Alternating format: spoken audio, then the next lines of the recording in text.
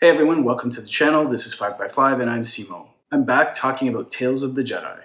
Don't forget to click like and subscribe if you're new to the channel. Grab your fave bevy, a seat, and let's get into it. So let's talk first impressions. This show looks amazing.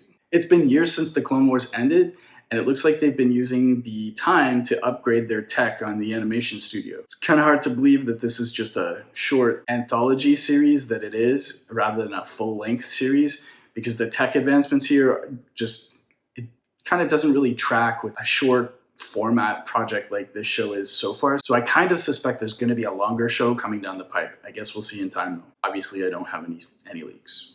And I have to say, it is so great to hear the cast of the Clone Wars back, reprising all their old roles.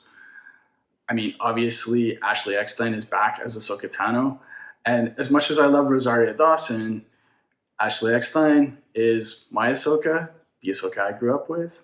Well, I mean, grow up with, I'm kind of old, but you get what I mean. And like I said, this is an anthology series, so the format is really short stories. There's 6 episodes, 10 minutes each, very short time commitment. You can do the whole thing in an hour. And I like the format. I mean, I would like longer episodes for sure. But I like the idea of it being an anthology series, and they seem to be committed to going back into the canon and telling isolated stories or using the format to answer questions that they didn't have time to answer in canon already through either the shows or the movies. So we get to find out about why a character evolved a certain way or what happened to a certain character without committing an entire season or an entire movie to this sort of side character or supporting cast character. So this is kind of a great way to do that. So I'm all in on this format, but I do still hope for a longer series. The stories themselves are super cool. Like I said, they are 6 episodes, each one 10 or 15 minutes long. I can't remember exactly. We're starting with Ahsoka, and we're getting to see Ahsoka being born. I think fandom has been excited for this particular idea ever since seeing toddler Ahsoka in the original Clone Wars series found by Master Plo Koon. So seeing little baby Ahsoka is it's such a tease to that moment. An entirely welcome tease. Totally welcome. I think the episode was great. We get to see the birth of Ahsoka. There's not a lot to really tell. She has a little adventure. Even as a baby, her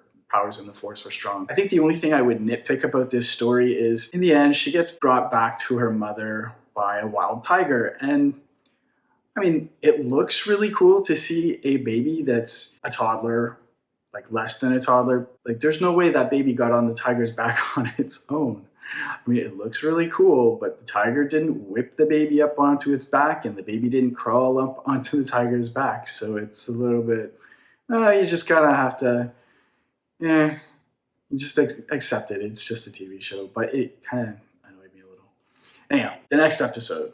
Episode 2. Episode 2 was about Dooku. This is really cool. We're getting to explore the origin of Dooku in his younger years. We get to see how he formed his ideas about the Republic. And we're getting to see his character fleshed out in a way that we didn't get to see in the movies, obviously. Because most of his progression was kind of handled off screen in between movies. We're kind of just led to believe this is what happened with him. And the scroll fills you in and you just kind of accept it. So here we get to see him as a younger Jedi, and we see him mentoring his Padawan, and we see how his eyes are slowly opened about the injustices and the level of corruption that's occurring in the Republic. And it's really interesting to see the exploration of not just a protagonist, like in this case Dooku, but also just everyday people, how when they're pushed up against systemic failures and corruption, how it affects their lives and how it can end up radicalizing them to an extent where they'll fight back, in this case, take hostages, and later down the road, this of course leads to an undercurrent of resentment and eventually a rebellion as well once the Empire becomes a full-on fascist dictatorship. So it's cool to see how these systemic failures and corruptions breed space for a fascist state to rise and an authoritarian state to rise. And I think it's interesting to see the same systemic failures also parallelly used as cover to justify authoritarian regimes and also simultaneously create rebels in the wake. Episode 3 was pretty cool too. It was basically a little murder mystery whodunit, and we get to see a further exploration of his radicalization, and he's in a adventure with Mace Windu. I think one of the standout points in this episode was one of the characters justified their actions by talking about how the Jedi had become a police force protecting the interests of the wealthy and the financial elite, which of course is pretty socially relevant in this day and age. But it's really interesting because this is essentially an ACAB argument, right? And I don't think we've seen that in Star Wars before. So I think this really adds a new layer of contextualization to the mythos and the lore of the Republic and its collapse, its slow rolling collapse. And I think Dooku's disdain for Windu at the end of the episode was really interesting to show too, because it showed that he had some ego and jealousy involved, which are expressions of his attachment that he was supposed to have purged from himself, but clearly he's still harboring attachments, which we know where that leads. But Dooku's Arc also mirrors the descent into conspiracies that the far right and fundamentalists often fall into. So it's really interesting to see how good-natured people can be manipulated and honestly twisted into dangerous situations and exploited under those circumstances. Episode 4 was very cool too. Yaddle is back. I've always liked Yaddle. I don't know why. I just thought it was really cool. When I first saw her, she captured my imagination. So I was always sad to see that they introduced her and then she just disappeared. And she had no in-canon explanation for where she went. She was just there one movie and gone the next. It was like, well, we did this and then we take it back. So anyway, she's back and we get to see what happened to her, which makes me very happy. Episode 5.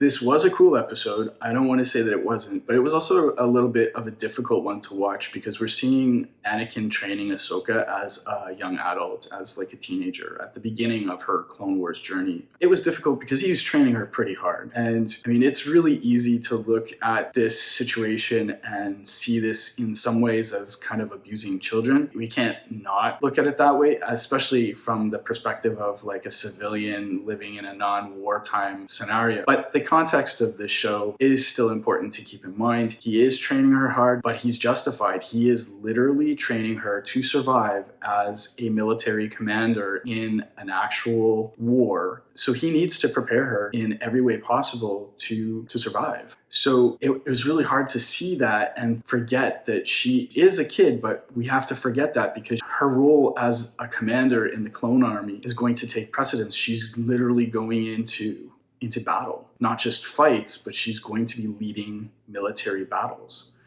So it was cool, but it was a tough one. At least for me. Maybe you have a different take, but that's what I thought. Still really good, but a little bit difficult. And this episode does nicely set up how she was able to survive Order 66. In case fans were like, oh, there's no way she could do that, yada, yada, yada. Well, they firmly answered that in this episode. She was literally trained to survive the scenarios that she survived in the finale of Clone Wars. Episode 6. Wow. What can I say about this? I was so happy for this episode. I really liked the Ahsoka novel, but especially at the time, I really didn't like being left hanging from Clone Wars and having to go to a novel for canon resolution of what happened to some of my favorite characters, right? And this episode gives us a chance to see what Ahsoka was doing after Order 66, and also it brings into canon how she got her lightsabers. So we get to see in canon the Inquisitor that was so kind to donate his kyber crystals for Ahsoka's lightsabers, which was very cool. I think one of the most impactful parts of this episode, though, was seeing how it all played out. And in the end, seeing the villager that gave Ahsoka up to the Empire and reported her, seeing him remorseful and apologize, but Ahsoka handling it with such compassion and humility. She understood instantly why he did it. Obviously, she wasn't happy about it. It caused a lot of trouble. People were hurt. Things were destroyed. Everyone could have lost their lives. There were probably lives lost in that village. But in the end, she understood why he did it, even though he was wrong to do it. And she just forgave him. It was really special because it showed how important that lack of attachment is to the Jedi Code of Conduct in a really pivotal way. That lack of attachment is what seeks her to not be angry or express her rage, at least, to handle it and and be able to function and save him regardless of what he did. I don't think we get to see that level of humility and wisdom in our entertainment media very often, so I think it was really special to see here. So to wrap things up, I really enjoyed the series. I can't wait to see more. I'm sure there's some fans out there that didn't like this show, they nitpicked something or other, but I can't imagine who they are. If you're a fan of Clone Wars especially, this show is for you. You probably loved every second of it. But I'm really hoping for the second season that we get to see what happened to Ventress and what happened to Shakti in canon on screen. I know Ventress's fate has sort of been handled by her novel. I didn't really enjoy that novel though. I felt like it did her dirty a little bit, and I would like to see them at least clean up that origin, if not completely retcon it out of canon. I really didn't like that novel, I'm sorry. I think she deserves better, and I want to see it happen on screen. And Shakti, the same thing. Shakti has had her fate retconned at least 5 times, and at least 2 of them are canon, or have been canon at one point and then not canon. So I'm not really sure which one is canon anymore. Without trying to break my brain figuring out what her fate in canon really is, it'd be really nice to see it set in stone in animation or movie or television. So it's completely final and there's no more disagreements over it. No end credit scenes that are or aren't canon or anything like that. Just let's handle it on screen, people. Come on, Lucasfilm, we can do this. That's a wrap for now. Don't forget to click like and subscribe if you're new to the channel. I'll see you all in the next video. Stay safe and look out for each other. Take care.